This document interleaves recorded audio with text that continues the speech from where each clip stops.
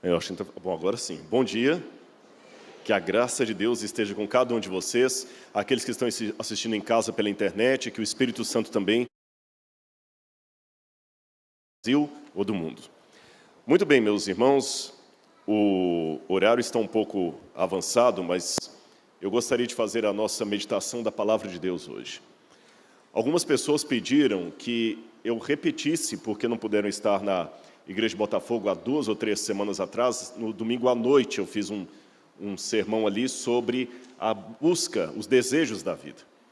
Então, aqueles que assistiram, infelizmente, terão que assistir de novo. E quem não assistiu, eu estou cumprindo aqui a minha promessa, tá bem? Nós temos sempre o desejo permanente daquilo que nos falta. Isso é uma coisa que Platão já dizia. Estamos sempre em busca, em busca, em busca, em busca, e essa busca parece que nunca termina. E, por falar nisso, eu gostaria de tocar com vocês num livro mais polêmico da Bíblia, o livro do Eclesiastes. Eu acho que a tampinha é daqui. Eu vi aí no banco, agora eu deduzi. O livro do Eclesiastes é, para mim, na Bíblia, um livro dos mais difíceis de interpretar. Fala-se muito do Apocalipse, mas o Eclesiastes, para mim, é mais complicado. Imagine mesmo quem conhece a Bíblia há muitos anos, quando você lê o Eclesiastes, ele parece ser, assim, um manual de pessimismo. Se eu começasse um sermão aqui na igreja, e o visitante chegasse pela primeira vez, e eu dissesse só as frases do Eclesiastes assim, e parasse ali, ele saía e não voltava mais. Quer ver que eu estou certo? Não no sentido que você não vai voltar mais, mas que o Eclesiastes é complicado. Abra a Bíblia comigo no livro de Eclesiastes, livro do sábio Salomão. Salmos, Provérbios, Eclesiastes, muitos já podem pegar no celular também. Capítulo 1, verso 2. Eclesiastes 1, verso 2. Vaidade de vaidades, diz o pregador. Vaidade de vaidades, tudo é vaidade. Que proveito tem o homem de todo o seu trabalho que se afadiga debaixo do sol? Se eu falasse isso aqui, muita gente desanimaria. Você é acostumado a incentivar o seu filho. Meu filho, estude bastante, trabalhe para que você tenha sucesso na vida. Aí chega a Bíblia e fala assim que não aproveita nada, não adianta nada. Trabalhar para quê? É a mesmice de sempre. Quer ver um texto pior? O que normalmente se comemora na igreja? O nascimento de uma criança ou o falecimento de um membro? Nascimento de uma criança. Pastor Zanella, na sua experiência de pastor, já teve uma vez que fizeram uma festa porque morreu alguém? Mas olha o que diz a Bíblia, Eclesiastes capítulo 7, versículo 1 em diante. Melhor é a boa fama do que um unguento precioso. Melhor é o dia da morte do que o dia do nascimento. Credo, credo. Melhor o dia... Você que está em casa acompanhando, preste atenção no que está escrito aqui. Melhor é o dia da morte do que o dia do nascimento. Vamos fazer o contrário agora. Agora vamos comemorar o dia que você morrer e vamos fazer mais ou menos quando você nascer. Mas vai piorando. Verso 2.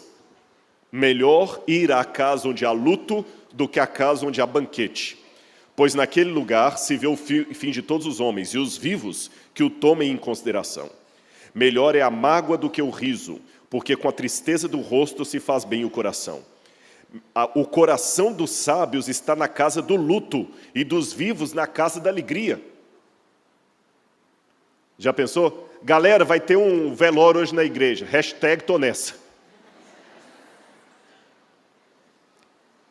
Mas vamos ser honestos, não é isso que está dizendo o texto aqui? Sim ou não? Eu não estou inventando, eu estou lendo. Como é que a gente resolve isso?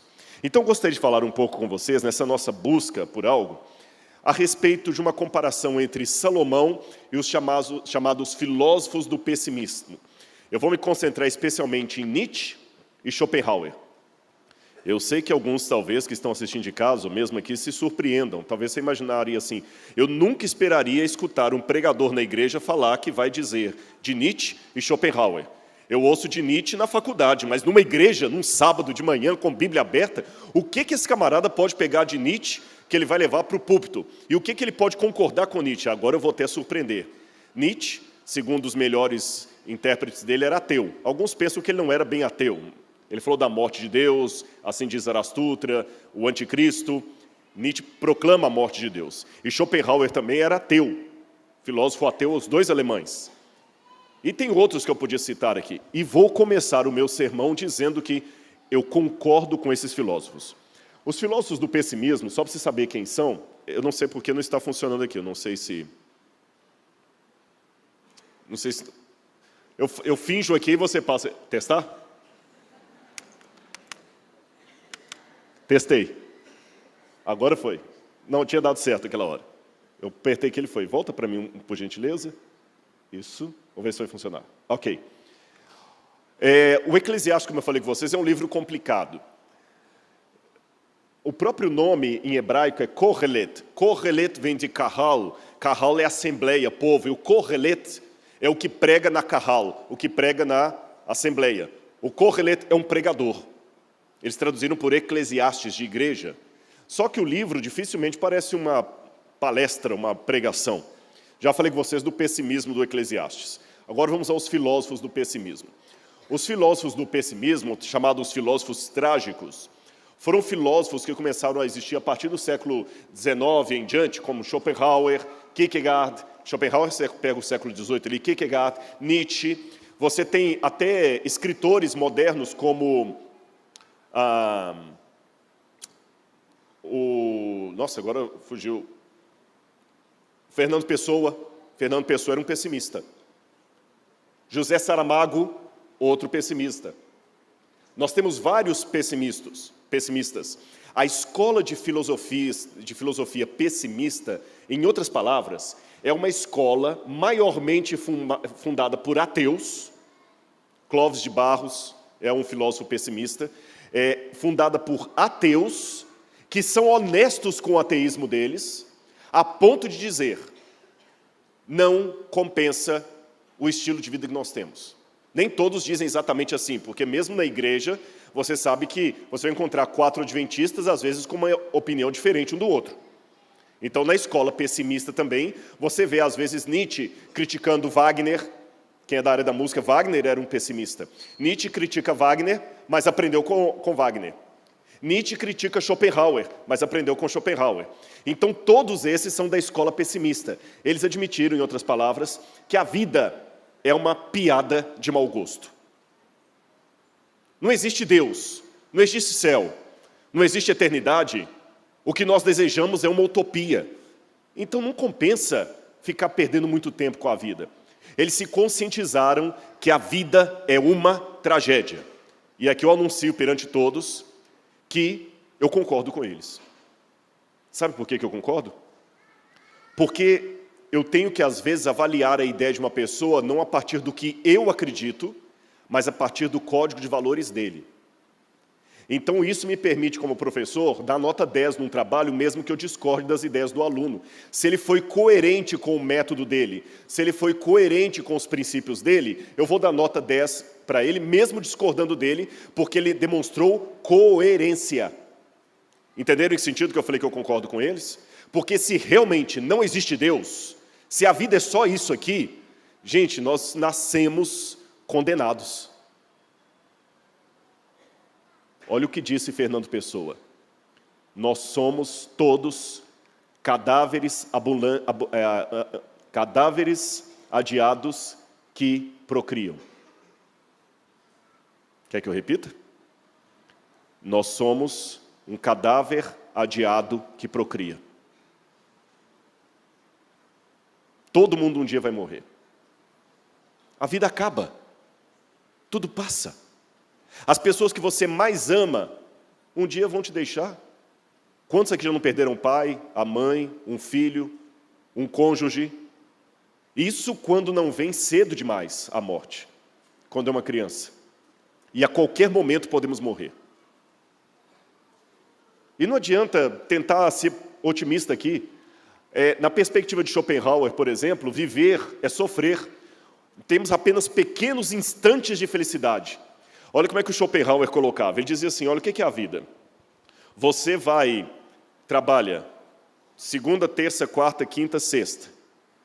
Quando chega o final de semana, você dá um intervalo para sofrer porque sabe que segunda-feira tem que voltar para lá de novo.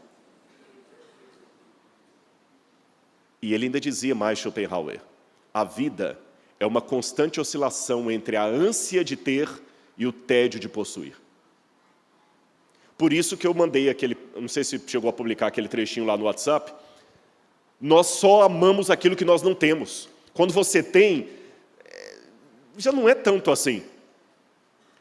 Parece que nós sempre estamos correndo atrás daquele que nós não temos. A felicidade parece que está sempre onde eu não estou. Eu estou aqui, estou morrendo de saudade de lá. Quando eu vou para lá, estou morrendo de saudade daqui. E há pessoas que se tornam infelizes de tanto querer ser felizes.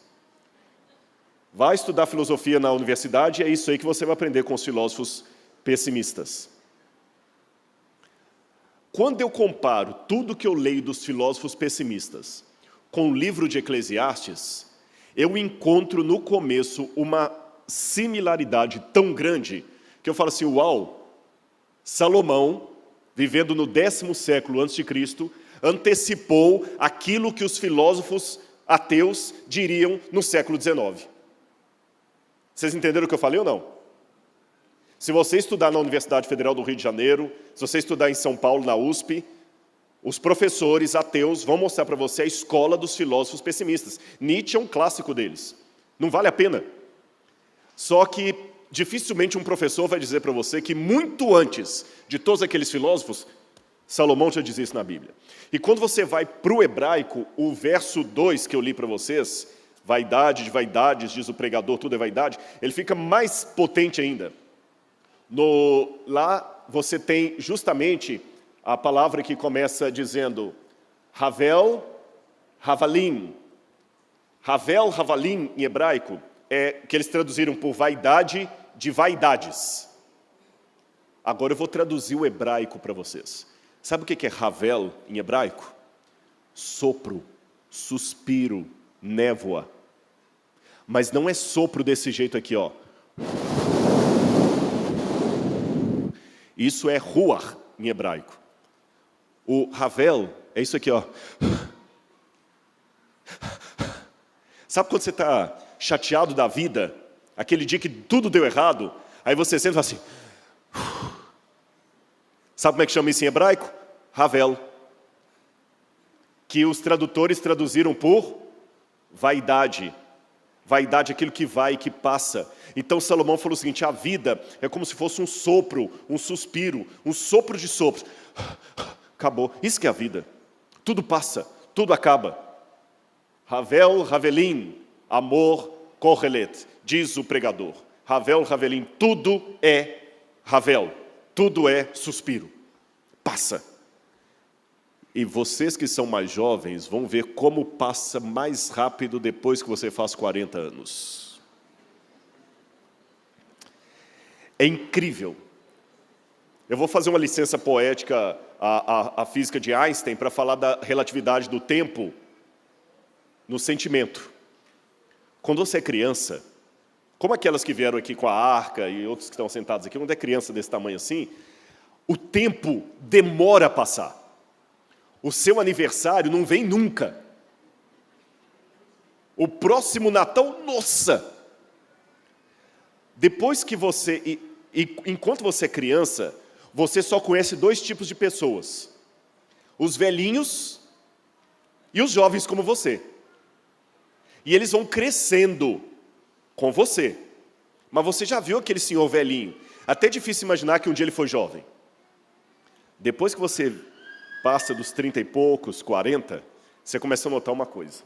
Em primeiro lugar, pela primeira vez na vida você consegue entender na prática o que é a lei da gravidade de Newton. Antes você entendia a teoria da gravidade, agora você entende a lei da gravidade. Só uma paráfrase. Antes você entendia a teoria da gravidade, agora você entende a lei da gravidade. Começam a aparecer dores no seu corpo que você não tinha. Marcas de expressão que você não tinha.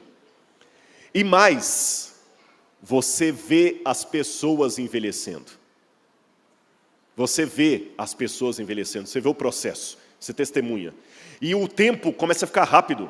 Nossa, mãe, você lembra que eu estava... Já tem 2 anos que a gente encontrou lá. 2 anos? Já passou isso, já? É verdade ou não é? Aí você vê que realmente tudo passa muito rápido. Rápido demais. Quem assistiu o filme Sociedade dos Poetas Mortos? Esse filme é um filme baseado na filosofia pessimista. Carpe diem, aproveite o dia, porque isso aqui é tudo que você tem. E como eu falei ao citar o Fernando Pessoa, nós somos um cadáver adiado que procria. Olha essa cena, bonita e triste ao mesmo tempo. Bonita e triste. Essa aqui é Rosa Canfield, uma americana, norte-americana, moradora do estado do Arizona, em Chandler, e ela comoveu os internautas quando ela segurava uma pequena Kelly, uma nenenzinha, no quarto do hospital, e essa senhora tinha 103 anos. 103 anos. Segurando uma bebê. Ali você vê 2 extremos de vida. Linda a foto, não é? Mas triste.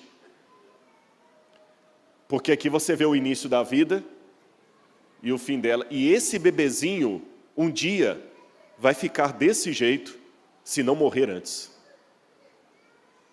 Imagine que você está condenado à cadeira elétrica.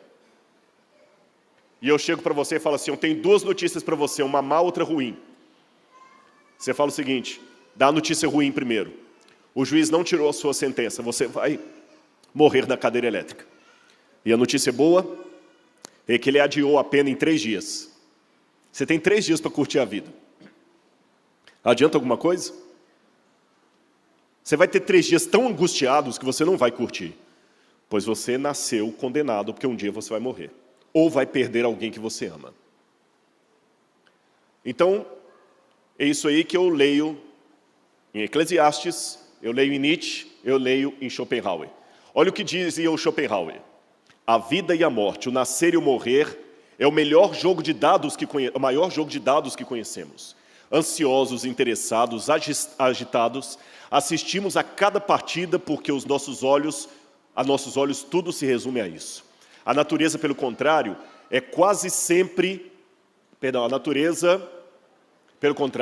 que é quase sempre sincera e nunca mente, contempla a partida com ar de indiferença. Não se preocupa com a morte ou com a vida do indivíduo, entregando a vida do animal e também do homem a todos os acasos, não fazendo o mínimo esforço para o salvar. E Nietzsche fala, veja bem, coitado do inseto, ele está lá sem querer, ele é esmagado. A vida parece que não está nem aí. A vida está todo dia dando vida e matando. No livro Dores do Mundo, ele fala que a melhor coisa que nós temos é a luta por uma vida com a certeza que nós vamos ser vencidos. Você luta para curar aquela doença, mas um dia a pessoa vai morrer de qualquer jeito. O Nietzsche. Os homens não têm de fugir à vida como os pessimistas, mas como alegres convivas de um banquete que desejam suas taças novamente, cheias girão a vida uma vez mais. E Nietzsche fala, nós temos a arte para não morrer de verdade. A recompensa final dos mortos é não morrer nunca mais. Deixa eu fazer a diferença entre o Nietzsche e o Schopenhauer para vocês. O Schopenhauer era pessimista, e por ser pessimista, ele não queria graça com a vida. Ele era triste, deprimido. O Nietzsche era um pessimista, mas ele queria ficar embriagado. O Nietzsche falava assim, eu vou morrer, mas eu vou morrer dançando e pulando como os bodes da mitologia grega. Por isso que o Schopenhauer ficava falando assim, não adianta viver, não adianta viver, não adianta viver. O Nietzsche dizia, de fato não adianta viver, mas já que estamos aqui, vamos tomar um trago. O Nietzsche foi, por esta razão, um boêmio. Ele vivia em prostíbulos, com prostitutas, inclusive alguns pensam que a morte dele que piorou o estado mental dele, porque ele contraiu doença sexualmente transmissível nos bordéis que ele frequentava, bebia todos os tipos de bebida que você podia ter e odiava a sobriedade. O Nietzsche dizia assim, a sobriedade machuca, é melhor ficar bêbado. E que bom que nós temos a arte para driblar a realidade da vida. Então Nietzsche dizia o seguinte, é bom ter o teatro, ter o romance, ter o espetáculo, porque o espetáculo é uma forma de me embriagar. Não é entretenimento, é me embriagar, que enquanto eu estou assistindo aquilo ali, eu não estou pensando na vida. Então, quanto mais diversão, melhor. Uma notinha de rodapé. Será que o mundo, mesmo sem conhecer as obras de Nietzsche, não está seguindo a sua filosofia? Preste atenção qual é o esquema de vida de alguém no final de semana normal aqui no Rio de Janeiro. Encher a cara até de madrugada, e quando estiver bem bêbado, dormir no outro dia até meio-dia, e quando estiver sóbrio, já acorda e ainda toma uma cervejinha ainda. Não tem aquele samba do Joãozinho 30, né? Eu não paro, porque se eu parar eu penso, se eu pensar eu choro. É mais ou menos isso que muita gente está fazendo. As pessoas não querem parar. Eu até mencionei um dia, num estudo que nós tivemos aí, que quando eu era criança tinha medo do escuro. Hoje as pessoas têm medo do silêncio. Precisamos o tempo todo estar com isso aqui plugado. A gente tem medo do silêncio, porque o silêncio faz pensar. Bom, eu poderia falar outras coisas. Desculpa, eu voltei aqui. Falando nisso, o Eclesiastes fala sobre o homem finito, em contraste com a eternidade de Deus. Aliás, uma pergunta que eu faria para um ateu. A eternidade existe? Eu não estou perguntando se Deus existe. A eternidade existe? O tempo começa e termina? Então eu perguntaria para um ateu, o que há depois do tempo? Do lado de cá eu sei que as coisas parecem que acabam.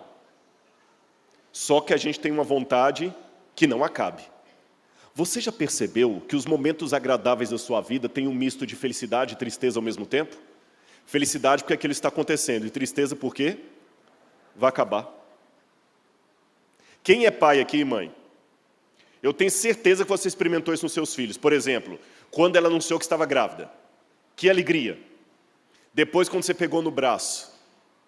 Aí, o dia que ele cresceu, já não podia mais pegar no braço. Aí dá uma tristeza, porque você queria de volta aquele bebezinho, mas não tem mais. Agora você tem uma alegria, porque eles estão correndo na casa, brincando, divertindo.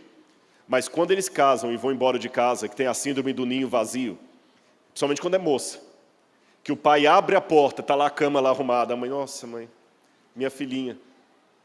Foram momentos alegres, mas que passaram, e tem horas que mesmo que você esteja feliz com seu filho grande hoje, dá uma saudade quando ele era pequenininho e ficava no seu colo e não volta mais.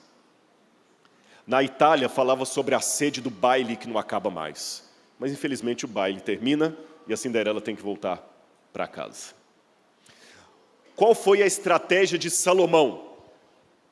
Lembra que eu estou comparando Salomão com os filósofos pessimistas ateus.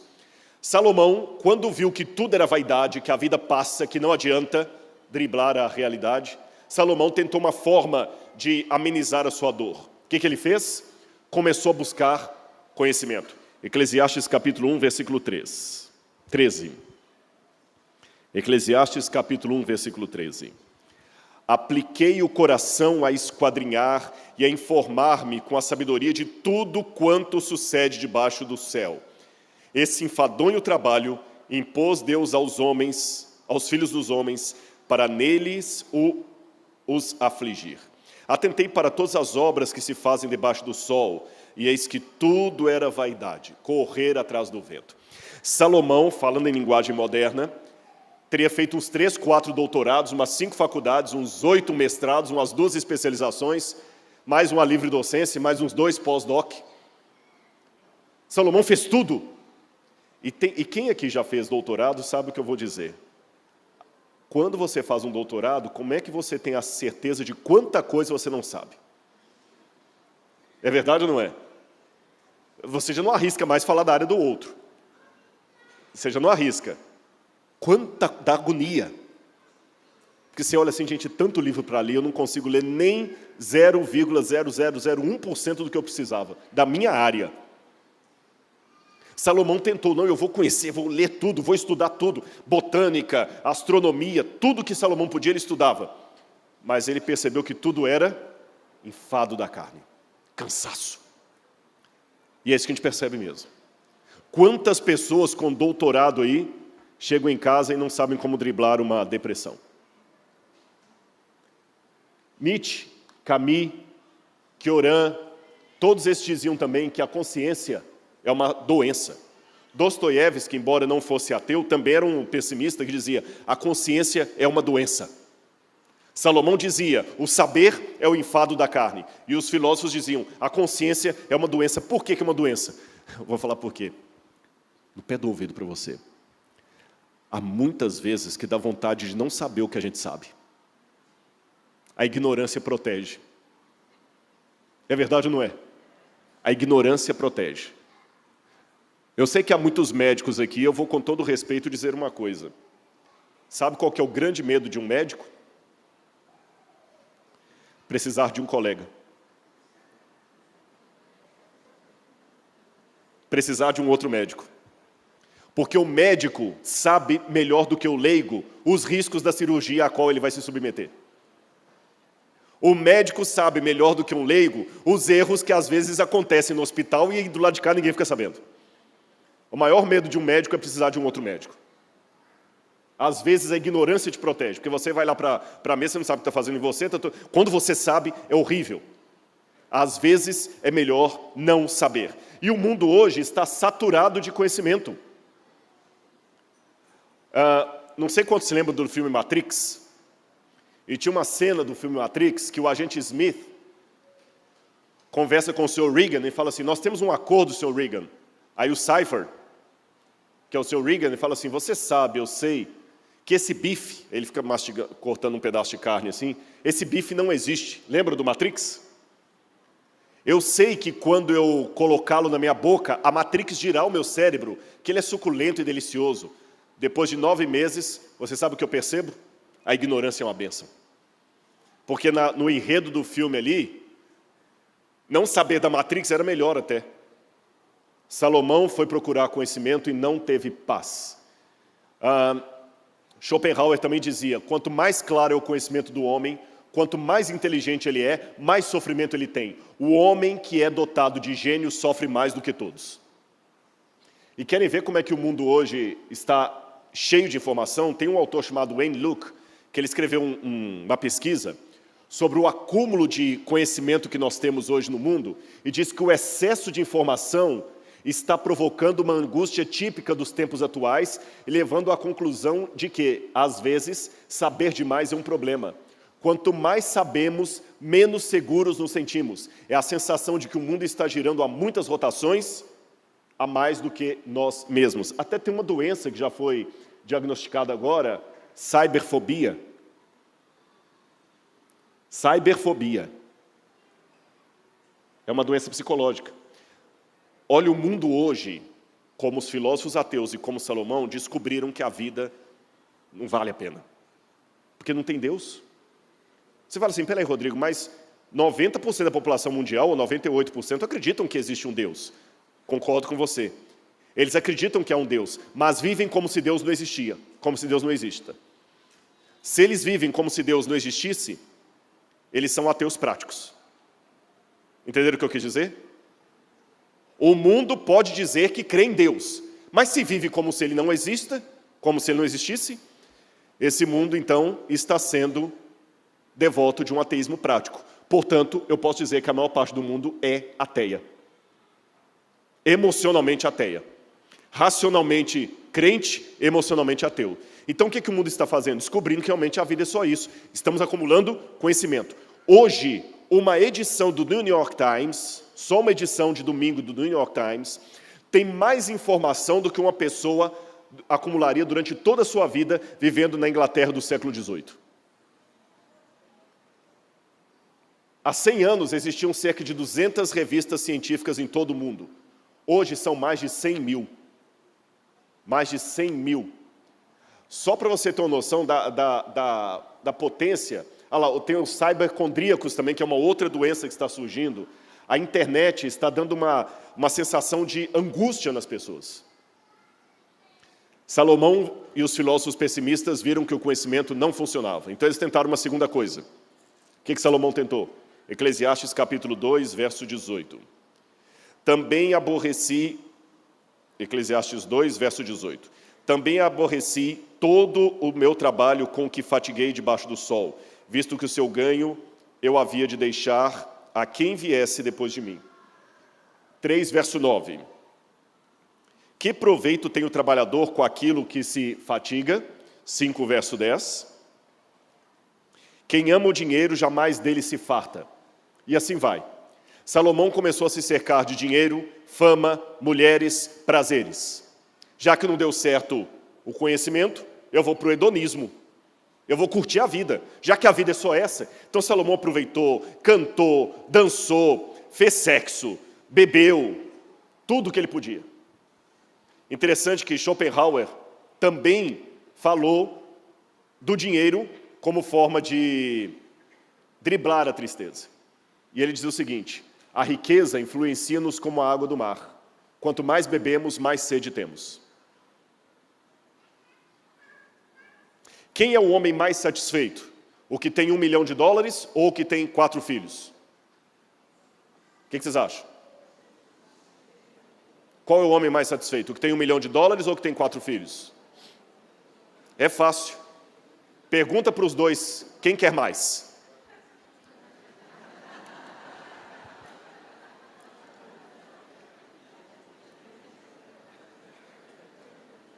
Apenas para vocês pensarem. Agora, para terminar o meu sermão aqui, aliás, eu pulei ali por causa do tempo, mas tem um estudo mostrando que tem até uma quantidade de dinheiro que você pode acumular para a sua vida mudar de nível. Depois dessa quantidade, não muda mais. Não muda mais. Você pode ter o mesmo padrão, não vai mudar mais do que aquilo. E realmente, chega uma hora que... Lembra a ânsia de ter e o tédio de possuir? Ok. E aí, o que nós fazemos, Rodrigo? Eu sei que o horário está avançado, mas se eu parar aqui, eu vou deixar vocês um pouco angustiados. O Kafka, que era um filósofo pessimista, ele já contou isso como sendo o Kafka e como sendo o Eclesiastes. Eu já ouvi essa história baseada nos dois. Que uma vez um menino chegou para o Kafka e falou assim: Kafka, desculpa, um adolescente, eu não estou entendendo a sua filosofia. Ele era pessimista, né? Ele falou assim: ainda bem, se você entendesse, você se suicidaria. Então, se eu parar aqui, muita gente vai querer cortar os pulsos depois desse sermão. Fiquem tranquilos, então, que agora, ao final, eu vou dizer para vocês onde Salomão e os filósofos ateus se distanciam. Está aqui, Eclesiastes, capítulo 3, versículo 11. Salomão percebeu que juventude, dinheiro, fama, conquistas, todos eles um dia, eventualmente, nos abandonarão. A juventude um dia vai embora, as conquistas também. Pode olhar, antes de eu continuar de ler o trecho da Bíblia aqui, vocês já viram o campeonato só é comemorado até o time ganhar o bi. Quando eles ganharem o bi, ninguém comemora mais o campeonato. Depois que eles ganharem o tri, ninguém comemora mais o bi. Aquilo que você tem de legal só é comemorável. Quer mais um exemplo? Eu sei que eu estou numa igreja de pessoas cultas. Quem ganhou, vocês sabem me dizer de cor o nome dos 3 últimos ganhadores do Prêmio Nobel de Medicina? Não vale olhar no Google. Não sabem? O ganhador dos 3 últimos Oscars de melhor diretor. Alguém sabe? O ganhador pelo menos do último prêmio Pulitzer de jornalismo. Não sabem? Fiquem tranquilos, não é porque vocês são ignorantes. É para vocês verem que até os melhores prêmios do mundo caem no anonimato. Agora, se eu pedir para você, cita para mim de cor o nome de 3 pessoas que marcaram positivamente a sua infância, não precisa nem de decorar. Sabem por quê? Os prêmios passam, mas as pessoas que se importam comigo são as que ficam. Essas que permanecem. Aquela professora, aquela que cuidou de você na infância, essa que fica. Prêmio passa, juventude passa. A questão é, podem essas coisas que terminam em desaparecimento ser o bem real que minha alma busca? Aí Salomão já tinha dado a resposta aqui no início do livro, Eclesiastes capítulo 3, verso 11. Tudo fez Deus formoso no seu devido tempo. também pôs a eternidade no coração do homem. Deus pôs a eternidade no coração do homem. Em hebraico a palavra olam. Olam é a eternidade, a sede pelo eterno. Os filósofos pessimistas também perceberam isto, mas como eles não aceitam a existência de Deus, eles insistem em dizer que a nossa sede por eternidade é uma utopia, é uma sede inútil, porque nunca haverá essa água para driblar essa sede que eu tenho. Salomão dizia, não há um Deus, e essa sede pode ser sanada. Aqui está a diferença entre Salomão e os filósofos pessimistas. Porque como os filósofos pessimistas acham que não existe Deus, a minha carência é uma carência por algo que não existe. Salomão disse, não, a carência é por algo que existe, e faz mais sentido. Sabem por quê? Vocês sabem que o nosso organismo não sintetiza a vitamina C. Mas eu preciso da vitamina C para sobreviver. A vitamina C existe do lado de fora. O meu organismo não produz oxigênio. Ele busca oxigênio de fora. O oxigênio existe. Eu preciso de vitamina C, ela existe. Eu preciso de oxigênio, ela existe. Eu preciso de afeto, outro ser humano existe para me dar o afeto. Tem o órgão sexual masculino, tem o órgão sexual feminino. Tem o coração, tem a veia. Tudo o que o seu corpo precisa, seja de físico, seja de emocional, que for vital para a sua sobrevivência, existe em algum lugar. É uma lei lógica. Se um organismo vivo precisa de algo que não existe, esse organismo vai morrer em pouco tempo. Concordam comigo? Então, pelas leis da biologia e da psicologia, tudo o que o meu organismo precisa para ficar vivo, existe em algum lugar do lado de fora. E meu organismo também pede a eternidade. Ele pede Deus. Aí os ateus dizem que Deus não existe. Isso é tão estúpido como dizer que o seu organismo precisa de vitamina C, mas a vitamina C não existe. Então como é que você está sobrevivendo? É como se eu falasse que o seu pulmão precisa de oxigênio, mas o oxigênio não existe. É como falar que existe o órgão reprodutor masculino, mas a fêmea não existe. Não faz sentido isso. Se eu tenho buraco, é porque existe aquilo que preenche o buraco. Então existe um vazio com forma de Deus no coração do homem. E Salomão falou, pelo fato desse Deus existir, eu posso celebrar a vida. Não com apenas acúmulo de coisas, não apenas com acúmulo de conhecimento, não apenas com acúmulo de prazeres, mas sabendo que, se Deus existe, vale a pena viver, mesmo com os problemas dessa vida. Enquanto Nietzsche queria ficar dopado e morrer dançando, enquanto Schopenhauer se debruçava num quarto fechado, enquanto Fernando Pessoa escrevia poemas falando da desgraça de viver, Salomão dizia, de tudo que se tem ouvido, a suma é, teme a Deus e guarda os seus mandamentos, porque Ele vai trazer o juízo. Trocando em miúdos, para o filósofo pessimista, aquilo de bom que acontece na sua vida é tudo que você tem. Ele fala com você assim, está feliz? Estou. Então aproveita que é só isso, acabou. Curta a vida que vai morrer, acabou. É que muitos filmes, teatros hoje estão passando para você. Olha, aproveita, porque quando você ficar velho, você vai arrepender do que você não fez, vai arrepender dos amores que não teve, dos prazeres que negou. Faça tudo, porque a vida é só essa. Numa paráfrase, é como se você fosse comigo a um restaurante e eu te desse um pratinho, você está com muita fome, muita fome. Aí eu te dou um, como é que chama quando a pessoa está com fome?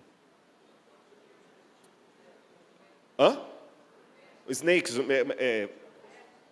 um couvert.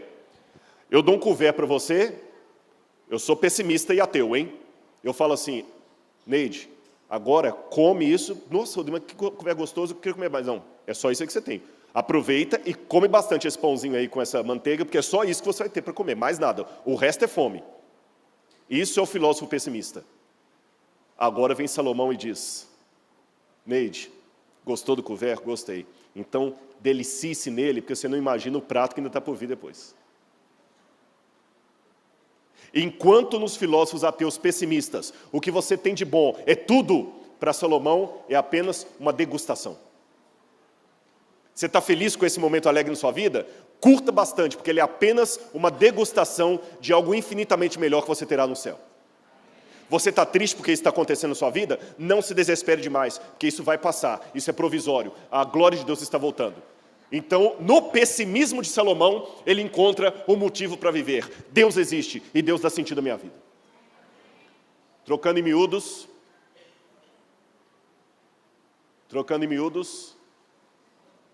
eu aprendo com Salomão uma coisa que Dostoiévski escreveu. Todos nós somos pássaros. Nós olhamos a gaiola e prestamos atenção nas nossas asas e temos vontade de voar. Mas para alçar voo, o pássaro tem que enfrentar o desconhecido, o abismo, a falta de certeza, porque não tem nenhum cabo de aço segurando as asas dele. Ele está no vazio, no nada, ali no meio do nada, só o ar e o vento. O pássaro que segue a filosofia de Salomão voa pela fé. Mas o pássaro que segue a filosofia dos ateus fica dentro da gaiola, porque a gaiola é onde moram todas as certezas.